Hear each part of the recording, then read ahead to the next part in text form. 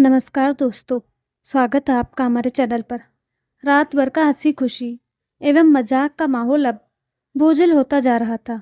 जैसे जैसे बिटिया सुमी की विदाई का समय पास आता जा रहा था, रंजना की बेचैनी बढ़ती जा रही थी। उसको समझ में नहीं आ रहा था किससे क्या पूछे, कैसे विदाई की तैयारी करे। कोई भी उससे कोई बात पूछता तो रंजना का दिल भर आता और शब्द गले में अटक कर रह जाते। रंजना के पति सुमेश जरूर बाहर सामान की पैकिंग करवा रहे थे। बारातियों एवं दामाद जितेश की आवभगत में लगे हुए थे। जब रंजना से रहा नहीं गया तो वह अंदर के कमरे में चली गई और खिड़की के पास कुर्सी खींचकर बैठ गई। एक अतीत चलचित्र की तरह रंजना की आंखों में घूमता चला गया। सुम्मी उनकी इकलौती बेटी थी। सुम्मी के बाद उसके मन में एक कसक हमेशा उठती रही, काश एक लड़का और हो जाता। अरे भाई, ऐसे समय के लिए तो लड़के की चाह होती ही है। अब देखो ना, सुम्मी तो पराया धन थी। आखिर जिंदगी भर तो उसे घर में बिठाकर नहीं रख सकते थे। आज वो दिन आ ही गया जब सुम्मी को विदा करना पड़ रहा है। लेकिन सुम्मी के बाद इस घर के आंगन में कोई किलकारी सुनाई नहीं दी। सुमेश की तो जैसे जान ही थी सुम्मी। 2 मिनट के लिए सुमेश की आंखों से ओझल नहीं हो पाती थी। वक्त गुजरता गया और मैंने भी अब अपना प्यार अपनी सुम्मी पर उड़ेलना शुरू कर दिया था। हम दोनों की आंखों की दुलारी, राज दुलारी अब सुम्मी ही तो थी। खाते पीते सोते जागते हम दोनों सुम्मी सुम्मी ही पुकारते रहते थे। और सुम्मी भी जैसे जैसे बड़ी होती जा रही थी, इस घर में अपनी अलग ही जगह बनाती जा रही थी। वह इस तरह से सारे घर में समा गई थी कि वक्त गुजरते समय ही नहीं लगा और आज उसकी विदाई का भी समय आ गया था। एक बार उसके जन्मदिन पर मैंने अपनी बनाई हुई ये गज़ल भी गाई थी। वक्त तन्हा तन्हा यूं गुजर गया, कुछ हकीकत हुआ कुछ अफसाना बन गया। एक चाह दिल में लिए बैठी हूँ, वक्त रुका रहे, कुछ इस तरह सुम्मी और ज़्यादा दिन रहे। अपनों की राह होती नहीं चाह पूरी कभी अपनी, ये तो दस्तूर है जमाने का। रहे बेटी जब तक अपने आंगन में, खुशियों से भर दो उसके दामन को। वक्त तन्हा तन्हा यूं गुजर गया, कुछ हकीकत हुआ कुछ अफसाना बन गया। ठुमक ठुमक कर चलती हुई सुम्मी बड़ी होती गई। वह दिन हमारे लिए सबसे खुशी का दिन था जब सुम्मी ने अपने हाथों से चाय बनाकर हमारे सामने पेश की थी। मैं और सुमेश दोनों ही नौकरी पेशा थे, इसलिए सुम्मी की देखभाल उसकी दादी ही करती थी। हमारे और उसकी दादी के शुभ संस्कारों के बीच बहुत कुछ सीखती जा रही थी सुम्मी। सुमेश का तो जैसे उसके बिना काम ही नहीं चलता था। ऑफिस जाने का समय हुआ नहीं कि उनकी रट शुरू हो जाती थी। सुम्मी, मेरा पेन कहाँ है? सुम्मी, मेरे जूते, मेरी टाई, मेरा बैग, मेरा लंच। और बेचारी सुम्मी दौड़ दौड़ कर सब चीज़ें देती जाती थी। फिर घर से निकलते समय सुम्मी दरवाजे के पास आकर खड़ी होती थी, जब सुमेश जाते जाते उसके गालों पर एक प्यारा सा चुंबन दे देते थे, जिसे पाकर सुम्मी की खुशी का पारावार नहीं रहता था। सुमेश के जाने के बाद मेरी पुकार शुरू हो जाती थी, सुम्मी, मेरी लाल बॉर्डर वाली साड़ी निकाल ली कि नहीं? और हाँ, उसके साथ मैच करता हुआ ब्लाउज भी निकाल देना। मेरी सैंडल और बैग। सुम्मी सब कुछ करती थी, बिना किन्हीं पूर्वाग्रह और शिकवा शिकायतों के। मेरे जाने के बाद वह अपनी दादी का थोड़ा बहुत काम करती और स्कूल जाने की तैयारी करने लगी थी। ऑफिस और पारिवारिक तनाव के चलते कभी कभी मेरे और सुमेश के बीच तनातनी भी हो जाती थी और हम लोग एक दूसरे से बात नहीं करते थे। तब सुमी हम लोगों के बीच सेतु का कार्य करती थी। वह भी खाना पीना छोड़ देती थी। मुझे वह घटना आज भी याद है, जब एक बार हम लोगों के बीच तनाव ज़्यादा ही बढ़ गया था और ऐसा लगता था कि अब हमारी दौड़ टूटने ही वाली है। क्योंकि पति पत्नी के बीच जब अहम ज़्यादा बढ़ जाए और कोई भी नादानी में समझौता करने को तैयार ना हो, तब ऐसी स्थिति आ ही जाती है। तब सुमी की आंखों में अनवरत आंसू बह रहे थे। उसने भी कुछ नहीं खाया पिया और वह बोली थी, क्या आप लोग अपनी बेटी सुमी की खातिर समझौता नहीं कर सकते? उसकी बात से हम दोनों का अहम न जाने कहाँ चला गया था और सुमी को अपनी बाहों में समेटे हम काफ़ी देर तक रोते रहे थे।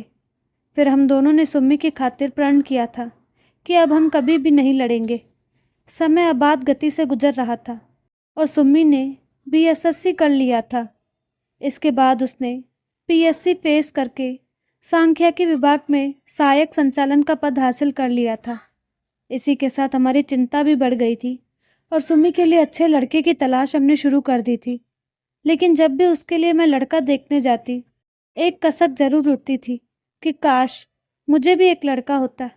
मेरी चिंता उस समय को लेकर ज़्यादा थी जब हमारे हाथ पैर थक जाएंगे, हम पति पत्नी दोनों कमज़ोर हो जाएंगे, बीमार हो जाएंगे, तब हमारी सेवा देखभाल कौन करेगा।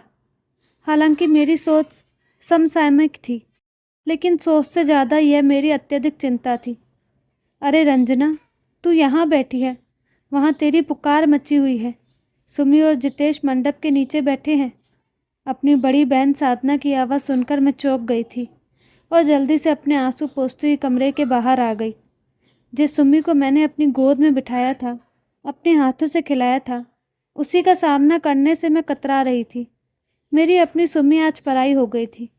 सुमी बार बार आंखें बचाकर मुझे देख रही थी और मैं उससे बचने की कोशिश कर रही थी।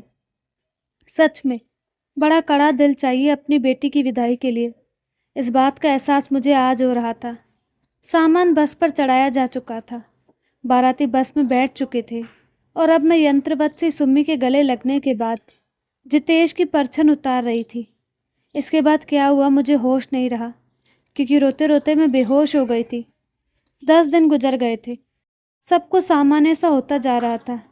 सुम्मी की जगह अब मैं और सुमेश अपना अपना काम करने लगे थे। उसकी तस्वीरों का एल्बम निकाल कर हम काफ़ी देर तक देखा करते थे। फिर पहली विदा के लिए सुमेश चले गए थे। सुमी अपने ससुराल में बहुत खुश थी। जितेश उसे बहुत चाहता था। इसी के साथ मुझे ये भी मालूम हुआ कि जितेश अपने माता पिता का भी बहुत ध्यान रखता है और सुमी को भी यही समझाता है कि इसी तरह से उसे भी अपने सास ससुर की सेवा करनी है। इस बात में मेरा सोया हुआ भूत फिर जाग गया कि काश मेरा भी लड़का होता। अब मैंने निश्चय किया कि सुम्मी को यहाँ बुला लिया जाए और जितेश का ट्रांसफ़र यहीं करवाकर उसे घर जमाई बना लिया जाए। आखिर ये घर और पैसा किसके लिए है? इसीलिए मैंने सुम्मी के मन में ससुराल और सास ससुर के लिए जहर घोलना शुरू कर दिया। पहले तो सुम्मी उसे नज़रअंदाज करती, लेकिन धीरे धीरे वो मेरे कहने में आने लगी। सुमी को देखकर एक बार मुझे अपनी शादी के शुरू के दिन याद आ गए थे। सुमी कितनी सुंदर लग रही थी। माथे पर बड़ी बिंदी, कान में बड़ी बड़ी लटकन वाली झुमकी, हाथों में लाल चूड़ियों के दोनों तरफ सोनों की कंगन और पैरों में 3-3 बिछिए। सच में मैं भी तो कुछ कुछ सुमी जैसी ही दिखती थी। हमारी पड़ोस वाली शर्मा बहन जी ने तो कहा था, रंजना, सुमी बिल्कुल तेरे ऊपर गई है। बड़ी होने पर देखना सुमी कितनी सुंदर लगेगी। 15 दिन सुमी के रहने के बाद जितेश उसे लेने आ गया था। जितेश मिलनसार था और थोड़े ही दिनों में हम सभी से घुल मिल गया था। धीरे धीरे मैंने उसके मन को भी टटोलना शुरू कर दिया और सुमी के माध्यम से भी मेरी बातें उस तक पहुंच रही थी। इन्हीं बातों से घर का वातावरण थोड़ा बोझिल सा हो गया था, लेकिन जितेश अपनी समझदारी से भी परिस्थितियों का सामना कर रहा था। इसी बीच सुमेश को दिल का दौरा पड़ गया था और अत्यंत गंभीर अवस्था में उन्हें अस्पताल में भर्ती करना पड़ा। सुमी और जितेश ने रात दिन एक कर दिया था। नर्सिंग होम में शुरू शुरू में जितेश और मैं ही रुकते थे, फिर जितेश और सुमी रुकने लगे। एक दिन जब मैं नर्सिंग होम पहुंची तो अचानक जितेश की आवाज़ सुनकर दरवाजे पर ही रुक गई।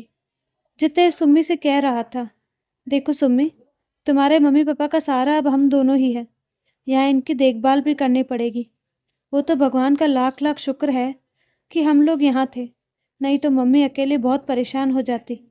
मेरी तरफ से तो तुम्हें पूरी छूट रहेगी कि तुम मम्मी पापा का पूरा ध्यान रखा करो और आया जाया करो। तुम भी अपने को अकेला मत समझना, मैं भी पूरा साथ दूंगा।